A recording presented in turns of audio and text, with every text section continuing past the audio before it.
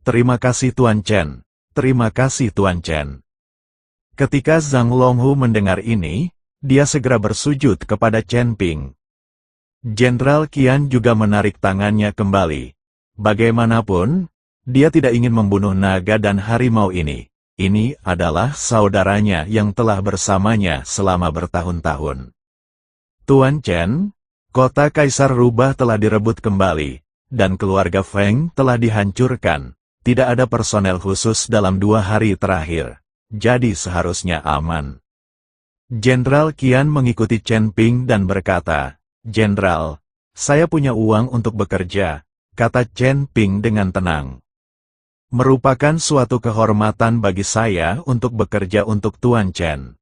Jenderal Qian menyeka keringat dingin di dahinya dan berkata, "Jenderal Qian, di mana orang-orangku di kota Kaisar Rubah? Mengapa mereka semua prajuritmu berada di jalan ini?"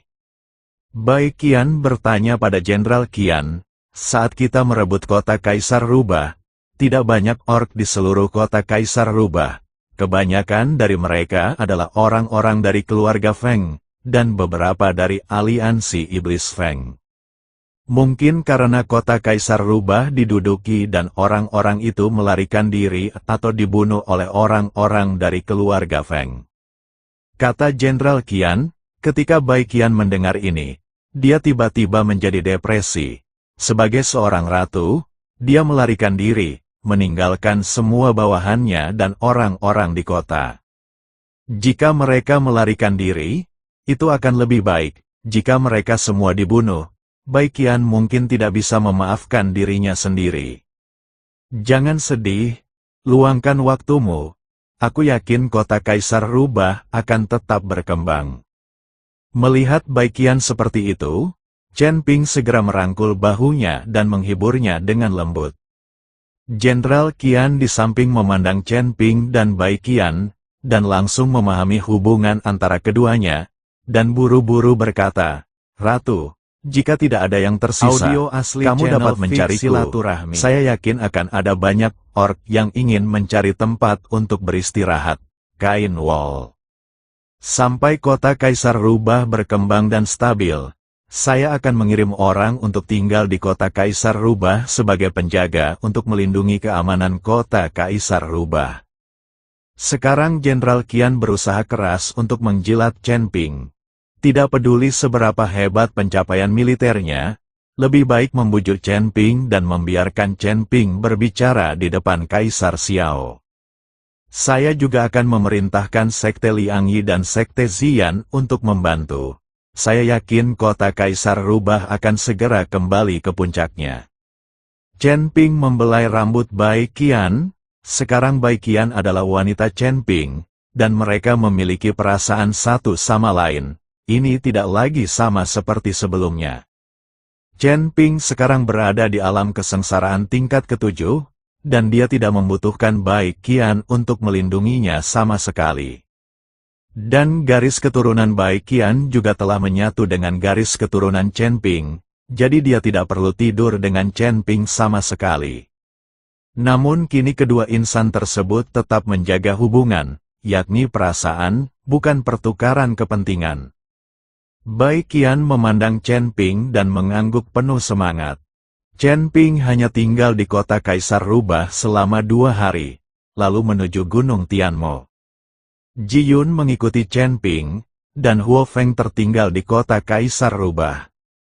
Bagaimanapun, masih sangat sulit bagi Bai Qian untuk mengembangkan kota Kaisar Rubah sendirian secara perlahan, dan Chen Ping tidak terlalu khawatir.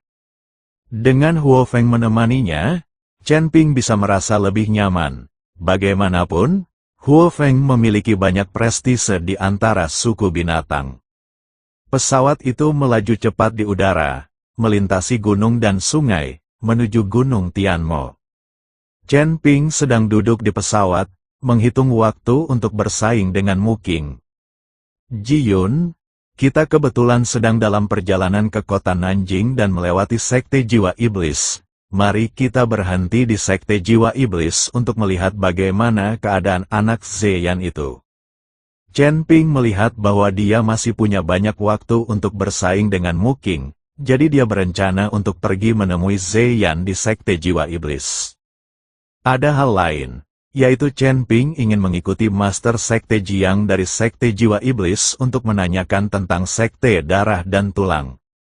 Sekte Jiwa Iblis adalah sekte yang berspesialisasi dalam jiwa dan dapat membantu orang membentuk kembali tubuh mereka.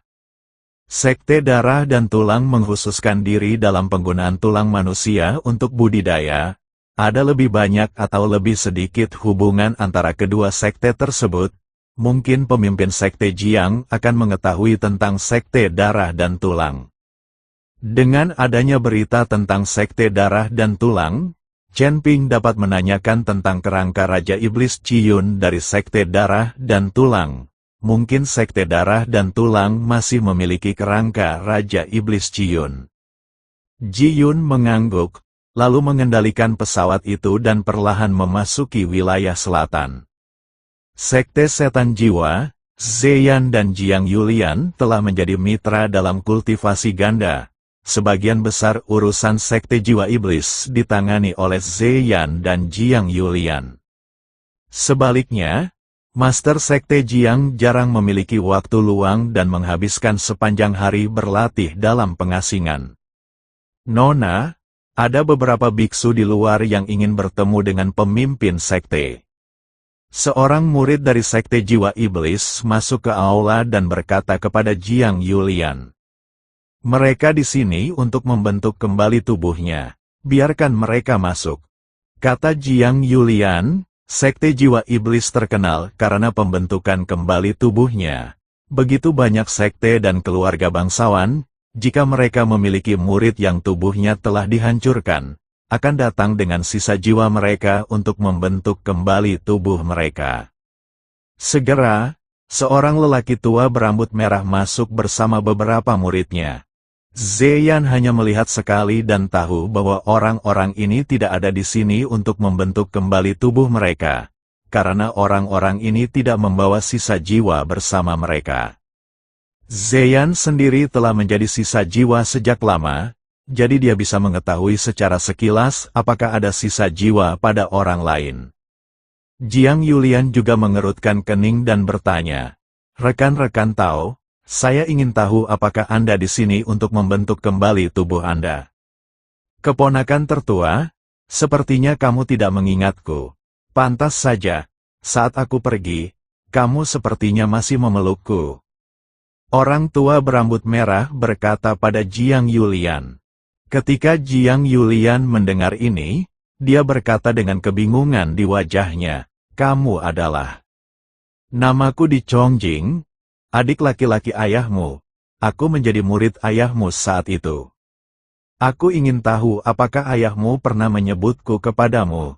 Di Chongjing bertanya sambil tersenyum.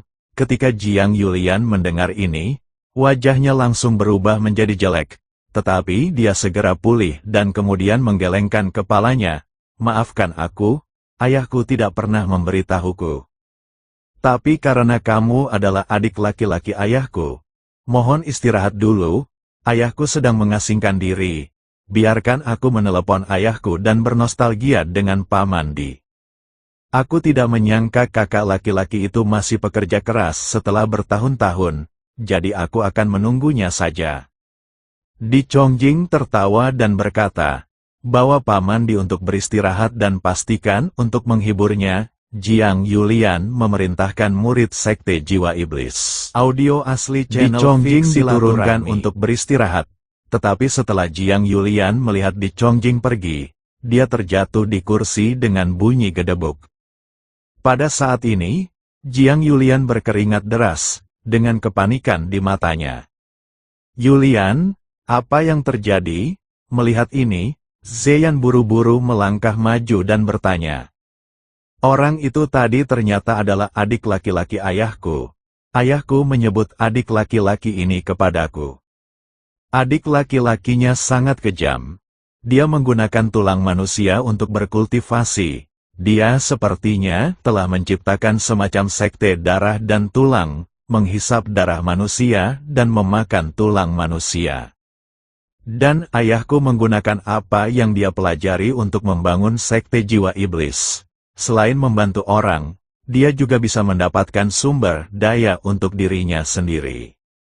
Karena kedua orang itu mempunyai pemikiran yang berbeda, ayahku tidak pernah berinteraksi dengan adik junior ini, aku tidak menyangka dia akan datang ke rumah kami. Saya tidak tahu apa niatnya. Saat ini, ayah saya sedang mundur. Saya khawatir kami tidak akan mampu mengatasinya. Jiang Yulian mengikuti Zeyan menjelaskan secara detail. Saat Zeyan mendengar ini, dia juga terkejut. Sekilas di Chongjing dapat mengetahui bahwa dia adalah master di alam Mahayana. Master seperti ini akan sulit dihadapi oleh Sekte Jiwa Iblis. Bahkan jika pemimpin Sekte Jiang keluar dari pengasingan dan memiliki banyak murid dari Sekte Jiwa Iblis, tidak akan mudah untuk mengalahkan biksu seperti di Chongjing. Lebih baik membangunkan ayahku dulu. Kita tidak bisa membiarkan dia mengasingkan diri lagi. Jika Sekte Jiwa Iblis sudah hilang saat itu, percuma ayahku mengasingkan diri. Zeyan juga berpikir untuk membangunkan pemimpin Sekte Jiang terlebih dahulu dan mendiskusikan tindakan pencegahan. Zeyan dan Jiang Yulian telah menjadi mitra kultivasi ganda, jadi namanya juga berubah. Oke, ayo kita bangunkan ayah dan lihat apa yang ada dalam pikirannya. Jiang Yulian mengikuti Zeyan ke tempat Master Sekte Jiang berlatih.